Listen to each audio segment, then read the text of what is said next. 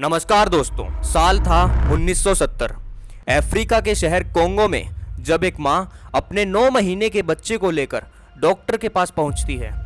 Doctor बच्चे को देखकर हैरान हो जाता है क्योंकि उसने पहले ऐसा कुछ नहीं देखा था। बच्चे के पूरे शरीर पर छोटे छोटे दाने हो रखे थे और ये था एमपोक्स का पहला ह्यूमन केस।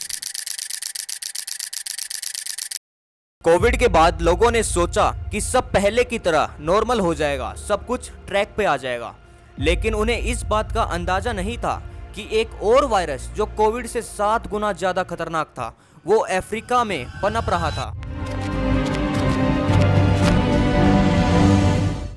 एमपोक्स एक वायरल बीमारी थी जो कि MPXV यानी कि मंकी पॉक्स वायरस से होती थी।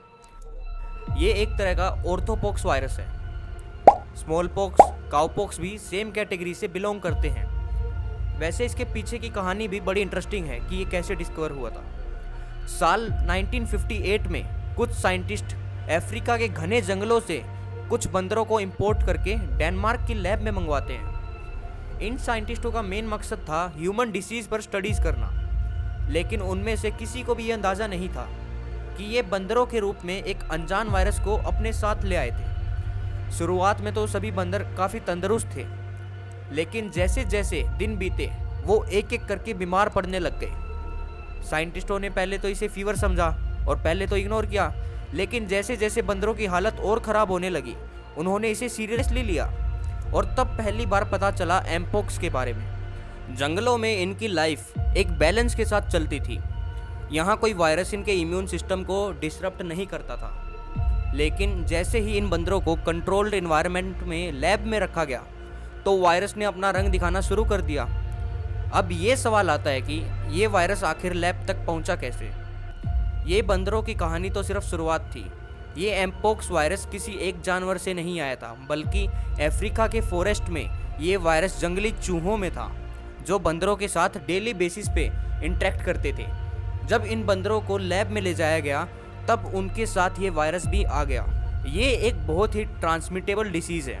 ट्रांसमिटेबल डिसीज़ यानी वो बीमारियाँ जो बहुत ही आसानी से एक इंसान से दूसरे इंसान में चली जाती हैं। कोई छींक मार दे या कोई खांस दे तो जो उसके अंदर से कीटाणु निकलते हैं वो बड़ी आसानी से फैलते हैं। एमपोक्स भी ठीक ऐसे ही फैलता है और ये एक बार आपको हो जाता है तो शुरुआत में जो सिम्टम्स होते हैं वो ऐसे लगते हैं कि नॉर्मल खांसी जुकाम है, फिर धीरे धीरे करके आपके पूरे शरीर पर छोटे छोटे दाने आने लग जाते हैं और ये दाने कुछ दिनों बाद फफोलों में बदल जाते हैं।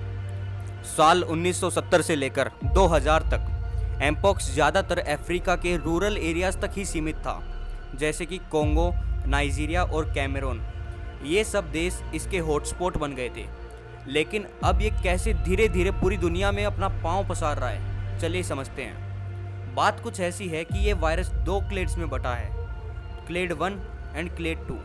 क्लेड्स को आप कैटेगरीज या वेरिएशंस भी मान सकते हैं जो कि सेम फैमिली से निकले हैं। क्लेड 1 जो कि ज़्यादा खतरनाक है, अभी तक सिर्फ अफ्रीका के कोंगो में ही सीमित था, लेकिन अब ये अफ्रीका से निकलकर और भी देशों में यहाँ तक कि इंडिया में भी फैलने लग गया है और पूरी दुनिया में इसके अभी तक 1 लाख से ज़्यादा केसेस आ चुके हैं और 225 से ज़्यादा मौतें दर्ज की गई हैं।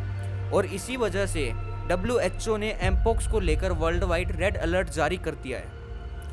एमपोक्स किसी को भी अफेक्ट कर सकता है, लेकिन ये सवाल उठता है कि सबसे ज़्यादा खतरा किस पर है, कौन है जो इस बीमारी का सबसे बड़ा शिकार बन रहा है। तो इसका सीधा जवाब है दोस्तों कि बच्चे और बुजुर्ग इससे सबसे ज़्यादा अफेक्ट हो सकते हैं, जिनकी इम्यूनिटी या तो फुल्ली डेवलप्ड नहीं होती या फिर उम्र के साथ वीक हो चुकी होती है। लेकिन ये सिर्फ एज का सवाल नहीं है। अफ्रीका के रूरल और अनडेवलप्ड एरियाज जहां हेल्थ केयर सर्विस इतनी एक्सेसिबल नहीं है, वहां के लोगों के लिए ये वायरस और भी ज़्यादा खतरनाक बन जाता है। ये जगहें जहां बेसिक मेडिकल फैसिलिटीज़ की कमी है, वहां एमपोक्स का इम्पैक्ट सबसे ज़्यादा देखने को मिल रहा है।